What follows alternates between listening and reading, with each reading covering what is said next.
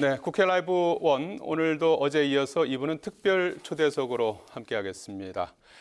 국회에서는 내년 총선을 1년여 남겨두고 선거제도 개편 논의가 한창입니다. 어제 진성준 민주당 원내수석 부대표에 이어서 오늘은 지난해까지 정개특위위원으로 활동하시고 지금은 문체위 간사이신 국민의힘 이영호 의원 모시고 선거제 개편 그리고 개헌과 관련된 국민의 입장을 들어보도록 하겠습니다. 안녕하십니까? 네, 안녕하세요. 예, 점심시간에 이렇게 나와주셔서 감사드리겠습니다. 이 의원님께서는 재작년 12월에 입당을 하셔서 대선을 치르셨고 이제 1년 한 2개월 정도 이렇게 지난 것 같은데요.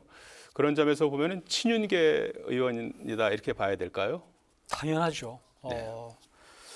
그러니까 처음에 국민의힘으로 입당할 당시에 대통령을 직접 뵙고 왔고요.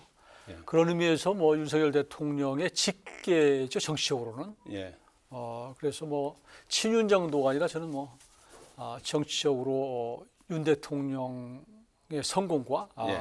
연동돼 있다고 저는 뭐 생각을 할 정도로 그렇습니다. 예, 제가 그 말씀을 여쭙는 것은 이제 오늘 어제에 이어서 이제 선거제 개편과 관련된 말씀을 여쭤야 되는데 지금 뭐 여러 모임들이 만들어졌고 활동을 하고 있는데 그 중에서 여야 의원들이 같이 참여하는 모임이 초당적 정치개혁 의원 모임이 있어요. 물론 정개특위가 별도로 있고요.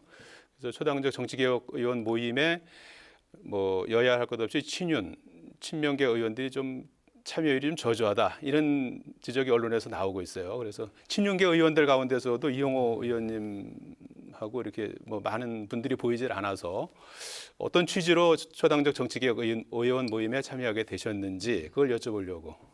일부에서는 뭐 그렇습니다. 예. 친윤계가 빠져 있다. 예. 또 민주당에서는 또 친명계가 좀 빠져 있다 이런 얘기도 있거든요. 예.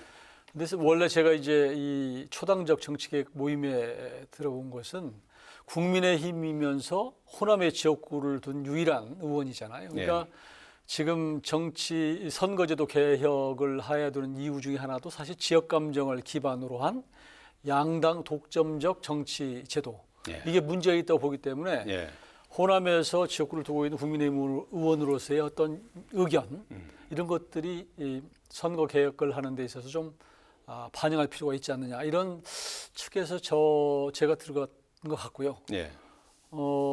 그리고 이제 아무래도 친윤에 많은 활동하시는 분들이 최근에 지금 전당대회 이것 때문에 정신이 없어요.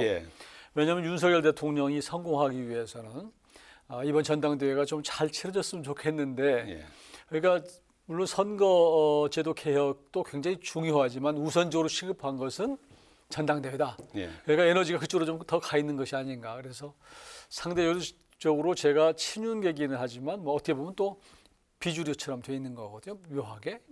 아무래도 이제 호남이기 때문에 그래서 저는 이런 쪽에 좀 신경을 쓰고 친윤계 더 하시는 분들은 이제 전당대회 끝나고 나면 이 선거제도 개혁 쪽에 더 무게 중심을 옮겨서 집중을 하지 않을까 이렇게 생각합니다.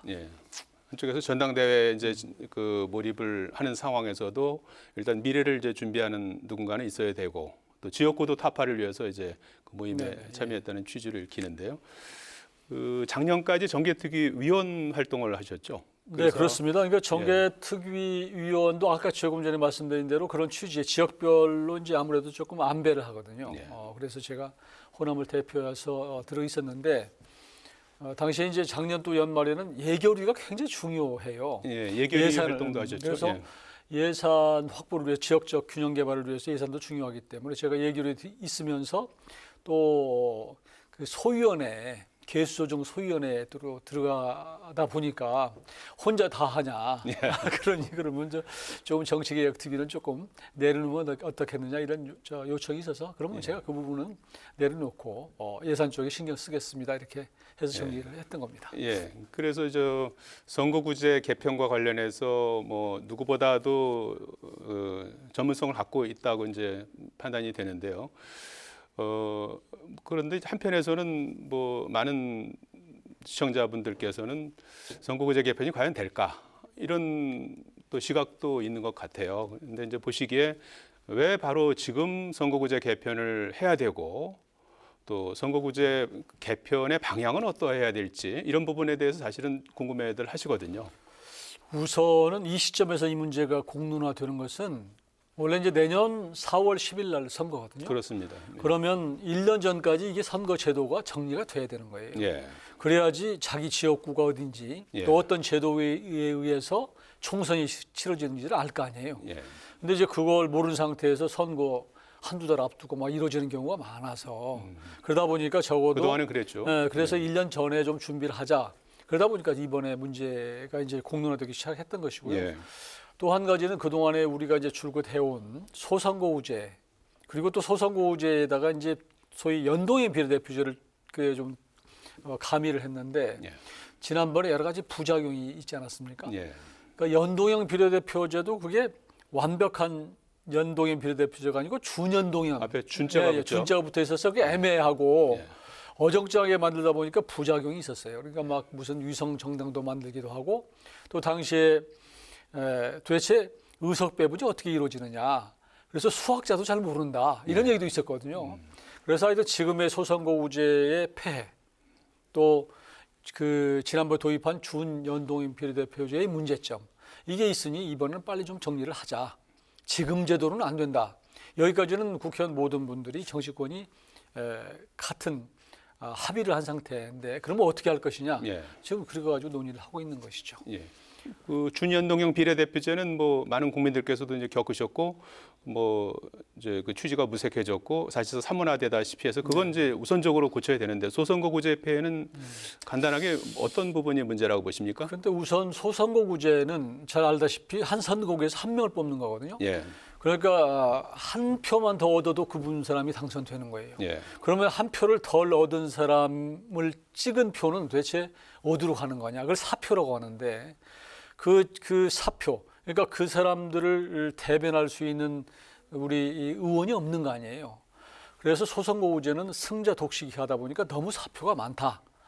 이거 하나가 있는 것이고 또 그 소선거구제가 지역 감정하고 연결이 되다 보니까 또 지역적으로 영남은 뭐 보수정당 또 호남은 민주당 이런 쪽으로 딱 갈라져 있어서 이게 사회적 갈등병이 너무 크다. 정치 갈등이 너무 커진다. 이런 내용도 있고 또 한 가지는 이제 이 승자 독식을 하다 보니까 이 대한민국이 굉장히 지금 복잡다단하거든요. 그러니까 예를 들면은 세대별로 또 남녀 또 예를 들면 또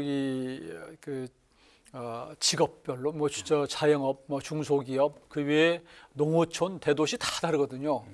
이런 것들을 잘 대변할 수 있는 의원들이 제대로 돼야 되는데 이 부분이 없다라는 거예요. 그래서 다시 정리를 하자면 처음에 사표가 많다고 하는 것은 그러니까 득표율만큼 정당이 의석을 가져야 되는데 그 부분이 이제 득표율과 비례성이 잘 안 맞는다. 의석수가 이 한 가지고 또 한 가지는 대한민국의 다양한 여론들, 직군들을 대변할 수 있는 다양성이 없다. 이 부분 두 가지 때문에 그래서 적어도 선거제도를 바꿔야 되겠다. 그런 의견도 있는 것이죠. 득표율과 의석수가 네네. 서로 이렇게 조화를 이루는 방향으로 가야 되고 또 다양한 어떤 그렇습니다. 그런 국민의 구성을 네네. 또 네. 반영하는 그런 방향을 말씀해 주셨는데요. 지금 더불어민주당은 이번 주부터 이제 전체 의원 전원위원회에도 이제 이번 주와 다음 주 한 번씩 전체가 참여하는 공론화장을 만든다고 해요. 국민의힘 분위기는 어떻습니까? 당내 분위기는? 저희는 뭐 그 부분은 신경 전혀 못 쓰고 있습니다. 전당대회 때문에 워낙 전당대회가 뜨겁게 진행되고 있어서 예. 아마 3월 8일 경우에 따라서는 3월 12일까지인가요? 결선이 있으면 예. 그때까지는 지금 이걸 신경 쓰기는 어려운 상황이 아닌가 싶은데 예. 그것과 별개로 정치개혁특위에서 논의를 하기 때문에 예. 지금 정치개혁특위에서는 나름대로는 안을 만들어서 또 우리 당의 의견을 좀 들어서 나름대로 안을 두 가지 안을 지금 만들려고 노력을 하고 있습니다. 예. 자, 지금 선거제 개편의 그 쟁점 가운데 하나가 이제 의석수 증가 문제 아니겠습니까? 국민의힘 같은 경우에는 혁신위원회에서 가급적이면은 의석수를 좀 늘리지 않고 뭐 개편안을 만드는 쪽으로 검토한다는 얘기도 있고 또 의석수 증가가 불가피하다 이제 이런 의견도 있고 뭐 아직 정리된 그런 상황은 아닌데요. 의원님께서 보시기에는 어떤 방향이 맞다고 보십니까? 저는 그 소위 이제 지역의 소선거 어떤 제도가 되느냐에 따라서 달라질 수 있는데요. 예. 소선거구제가 그 계속 유지된다면 또 비례를 늘려야 되는 거예요. 늘려서 그 소선거구제의 단점을 보완할 수 있는 소위 그 대표성, 그러니까 각 우리 다양한 우리 국민의 의견을 반영할 수 있는 비례를 늘려서 예. 국민의 의견이 우리 국회에 제대로 반영될 수 있는 그런 제도를 만들어야 되는데, 근데 소선거구제를 그대로 유지하면서 비례를 늘릴 수 있는 방법이 없어요. 왜냐하면 그 자기 지역구를 없애는 데 대해서 찬성할 국회의원이 없습니다. 예. 그러니 결국은 비례를 늘리려면 지역구를 줄여야 되는데 이건 전부 반대하거든요. 의원들 다 각자가. 그런 애로가 있기 때문에 비례대표를 늘리려면 저는 의원 정수를 늘려야 된다고 생각합니다. 예. 예를 들어서 한 30석이든 50석이든지 예. 그걸 하거나 아니면 전체적으로 큰 틀에서 중대선거구제를 도입하면서 비례대표를 늘릴 수 있는 방법이 있는 거거든요. 예. 이제 그래서 그 두 가지 중에 선택이라고 봐요. 예. 그런데 이제 중대선거구제로 갈 때 또 역시 비례대표를 늘리면 자기 지역구가 없어지기 때문에 이 부분이 가능할까 하는 부분인데, 그러다 보니까 이번에는 좀 어렵지 않냐. 그러니까 이번에는 그냥 좋은 제도 만들어 놓고 이번에는 넘어가서 다음에 하자 뭐 이런 사람도 있고요. 예. 그래서 복잡해요 지금은. 그래서 어떤 결론이 날지는 모르겠지만 전체의 의견은 하여튼 지금 제도는 안 되겠다. 그래서 이제 나오는 것이 그러면 도농복합으로 하고 농촌 지역은 소선거구제를 하고 서울에는 사실은 그렇지 않습니까? 서울은 자기 지역구 의원이 누군지도 잘 몰라요. 예. 관심도 크게 없어요. 그런데 농촌은 자기 지역구의 의원과 본인을 굉장히 밀접하게 생각을 하거든요. 그리고 이 중앙과의 어떤 소통의 창구로 생각을 하기 예. 때문에 이 농촌 지역이 굉장히 중요해요. 예. 그러니까 그러면 대도시는 중대선거구제로 가고 농촌은 그냥 소선거구제로 가되 그런 차원에서 하되 조금 비례를 늘려서 하자. 그런데 소선거구제를 그대로 유지를 하면 역시 지역 감정 이 부분은 없애기가 어려우니 비례대표를 권역별로 좀 해보자. 예. 뭐 이런 얘기가 나오고 여러 가지 제도를 다양하게 나오고 있습니다. 섞어서 이렇게 채택을 하는 그런 아이디어 같은데요. 지금 말씀하신 중대선거구제 관련해서는 윤석열 대통령도 연초에 언론 인터뷰에서 말씀하신 바가 있어요. 그 중대선거구제에 대해서 그러면 일부 도시를 중심으로 도입하는 데 대해서는 찬성하시는 겁니까? 저는 중대선거구제를 도농복합형으로, 그러니까 네. 대도시는 중대선거구제로 하고 농촌은 아무래도 뭐 지역이 넓고 또 아무래도 이제 사회적 약자들이 많거든요. 예. 그런 차원에서는 좀 농촌 지역구는 그냥 소선거구제로 좀 유지를 해서 역사성을 좀 인정을 해주는 이런 정도로 하는 게 좋지 않을까라는 생각이 들어요. 그래서 경우에 예. 따라서는 대도시는 조금 인구를 좀 적게 해도 이렇게 국회의원 1인당 뭐 인구를 좀 줄일 수 있는 방법도 생각해 볼 수 있고, 예. 그렇지 않다면 뭐 조금 전에 말씀드린 대로 국민들에게 양해를 구하고, 사실 OECD 전체로 보면 대한민국의 그 의원 한 명당 인구가 굉장히 많아요. 예. 우리는 한 17만 2천 명 되는데 예. 영국은 뭐 4만 몇천 명 정도로 적습니다. 그래서 예. 우리도 좀 국회의원 숫자를 좀 늘리되, 다만 이제 국민적 감정이 이제 용인하기 어려워, 수용이 잘 안 되니 그러면 국회의원이 갖고 있는 여러 가지 무슨 소위 특권인지는 모르겠습니다만 여러 가지 그런 것들을 좀 줄이고 예. 해서 어떤 재정적으로는 예산적으로는 총액을 묶어놓고 그걸 좀 이렇게 좀 의석을 늘리는 이런 정도의 절충안도 생각해 볼 수 있다. 예. 다만 이렇게 갔을 때 누가 방울을 달았냐는 문제예요. 그러니까 전부 다 그 부분은 고양이 목에. 그러니까요. 그러니까 이제 예. 지금도 민주당에서 우리는 이대로 유지하는 게 좋습니다. 그러면서 어떻게 비례를 예. 늘릴 수 있습니까? 그건 불가능하거든요. 그래서 그걸 좀 더 진솔하게 예. 좀 여야 간에 대한민국의 미래를 위해서는 현재도의 문제가 있으니 예. 좀 이렇게 했으면 좋겠다고 좀 알겠습니다. 과감하게 했으면 좋겠어요. 뭐 시간이 다 돼서 간단히 이제 하나 더 여쭤봐야 될 것 같은데, 이제 선거법 개정 논의는 결국 이제 개헌 그렇습니다. 쪽으로 또 수렴이 되게 마련인데요. 개헌까지 될까 싶긴 한데, 이재명 대표도 4년 중임제를 언급하지 않았습니까? 어떻습니까? 이게 책임 정치의 이제 실현이다. 이제 이렇게 지적하는 시각도 있고요.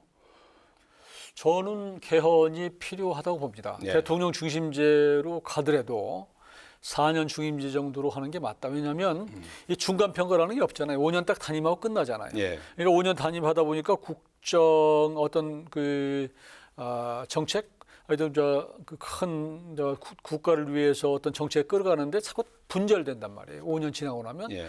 더구나 5년 지나고 나서 이게 또 정권 교체가 일어나다 보면 그 전 정부에서 했던 어떤 정책들이 전부 또 뒤바뀌는, 그래서 국정에 낭비가 있을 수 있고 예. 그런 측면에서 좀 더 연속성을 갖기 위해서는 4년 중임으로 하고, 또 대통령제가 지금 뭐 제왕적 대통령제라고 많이들 얘기하지 않습니까? 그래서 이 대통령도 그래도 이 제왕적 대통령이지만 늘 국민의 목소리를 겸허하게 들을 수 있도록 중간 평가처럼 4년 끝나고 나서 재심을 받는, 이걸 넣어놓으면 훨씬 더 국민의 목소리를 더 무겁게 받아들이지 않을까, 이런 차원에서는 저는 그렇게 필요하다고 보고요. 예. 중임제, 4년 중임제 대통령제로 가면서 그러면서 조금 내각제적 요소를 좀 반영을 해서 예를 들면 총리 정도는 국회에서 좀 제대로 뽑을 수 있도록, 국회에서 추천을 할 수 있도록 하는, 그래서 거기는 좀 내치 혹은 뭐 경제 이런 부분은 총리가 할 수 있도록 하고, 외교 국방에 관해서는 대통령이 할 수 있도록 하는